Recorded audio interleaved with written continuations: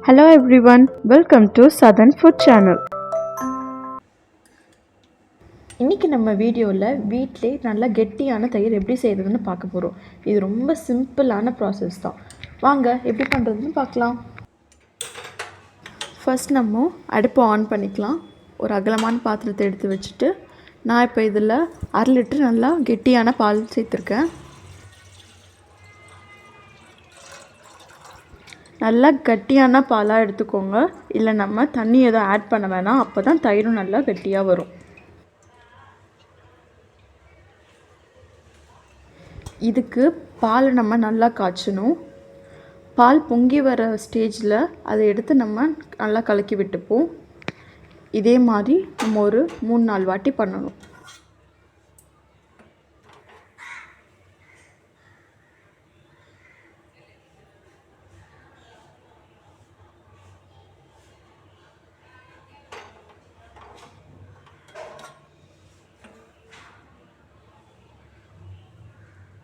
பால் நல்லா காய்ச்சினதுக்கப்புறம் அதை நல்லா நம்ம ஆற விட்டுருவோம்.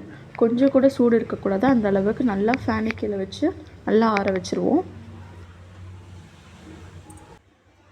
அடுத்து நம்ம ஆறின பாலை நீங்கள் எந்த பாத்திரத்தில் தயிர் பண்ண போகிறீங்களோ அந்த பாத்திரத்துக்கு மாற்றிடலாம்.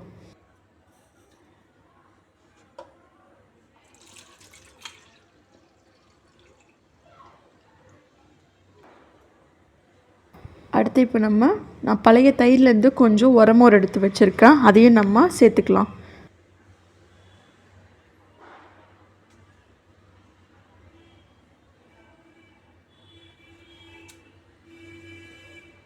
அவ்வளோதாங்க. இப்போ நம்ம அதை க்ளோஸ் பண்ணி ஒரு ஓரமாக வச்சிடலாம். 6 to 8 ஹவர்ஸ்க்குள்ளே கெட்டியான தயிர் ரெடி ஆயிரும்.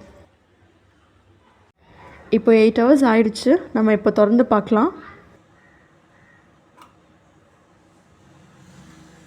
பாருங்கள், தயிர் நல்லா கெட்டியாக இருக்குது. இப்போ நம்ம அதை எடுத்து பார்க்கலாம்.